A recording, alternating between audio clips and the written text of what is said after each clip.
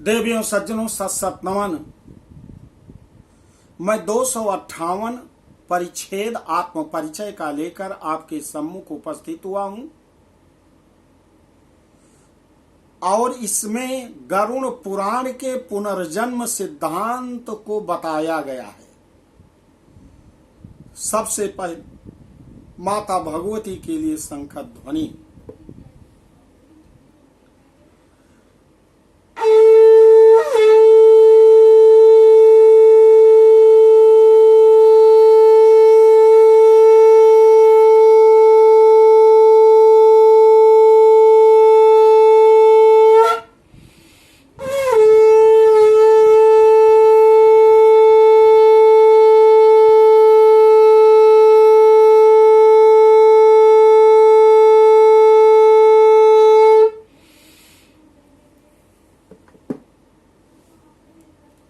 देवियों सज्जनों, भगवान श्री हरिनारायण गरुड़ जी को बता रहे हैं माता भगवती के आदेश का पालन करते हुए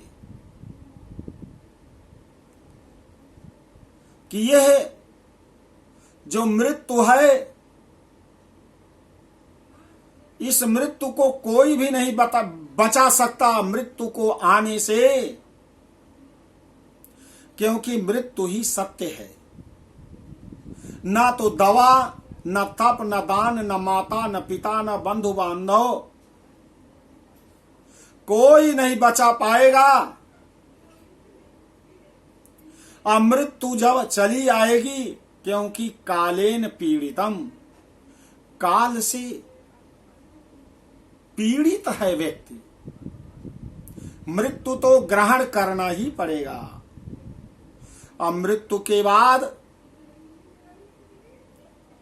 यह जो जीव निकलता है, इसे व्यक्ति अपने चर्म चक्षुओं से देख नहीं पाता है। ये अंगुष्ठ मात्र का शरीर धारण करता है, जो माता पिता के शुक्र शोणित द्वारा बनने वाले शरीर से भिन्न होता है।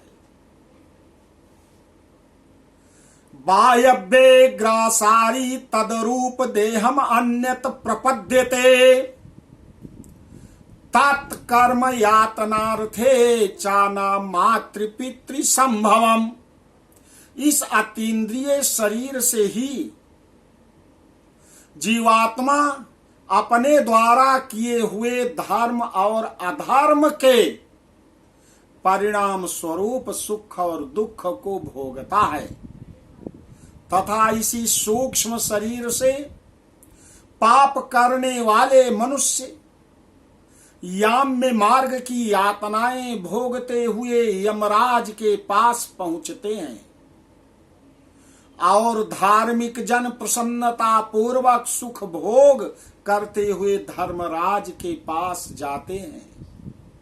साथ ही यह बात ध्यान देने योग्य है कि केवल मनुष्य ही मृत्यु के पश्चात अतिवाहिक यह सूक्ष्म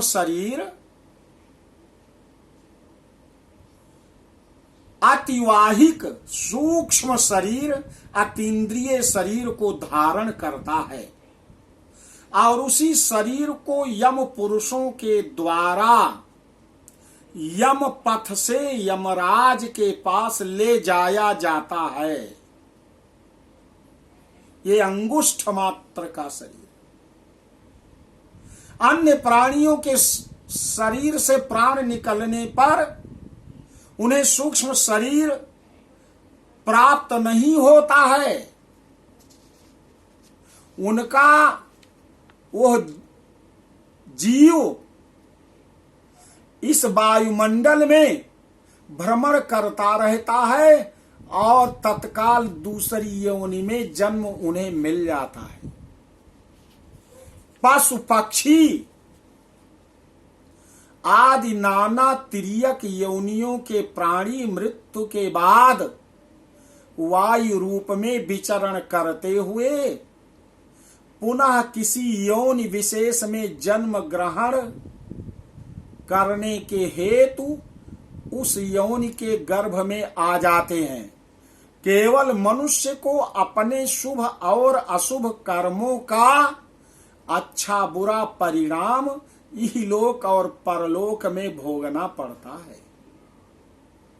कहा गया है, मनुष्याः प्रतिपद्यन्ते स्वर्गम नरकमेव वा नयुवान्ये प्राणिनः केचित् सर्वम ते फलभोगिनः। शुभानाम अशुभानाम वा कर्माणाम भृगुनंदन संचयः क्रियते लोके मनुष्यैरेव केवलम्। तस्मान् मनुष्यस्तु मृतो यमलोकं प्रपद्यते नान्यः प्राणी महाभाग फलयौनो व्यवस्थितः। अपने कर्मों के फलस्वरूप मृत्यु के पश्चात जीवात्मा सूक्ष्म शरीर धारण करके स्वर्ग या नरक भोगता है और तत्पश्चात उसका पुनर्जन्म होता है या उसे मोक्ष की प्राप्ति हो जाती है। मोक्ष की प्राप्ति हो जाती है। यही है पुनर्जन्म का सिद्धांत। गरुड़ जी, आज मैं तुम्हें ये पुनर्जन्म का सिद्धांत सुना रहा हूं। भगवान नारायण कहते हैं कि आप ध्यान से जो सुन रहे हो तो इसे गरुड़ पुराण नाम से अभिहित किया जाएगा। और व्यास जी भी सुन रहे हैं तो व्यास जी इसको लिखेंगे और गरुड़ पुराण के नाम से इस कलयुग में कलिमल विध्वंसिनो सारोद्धारो, समस्त प्राणी जो इसे सुनेगा उसके पितरों का उद्धार हो जाएगा। ये बहुत ही पवित्र पुराण है। इसे केवल मृत्यु के समय ही नहीं,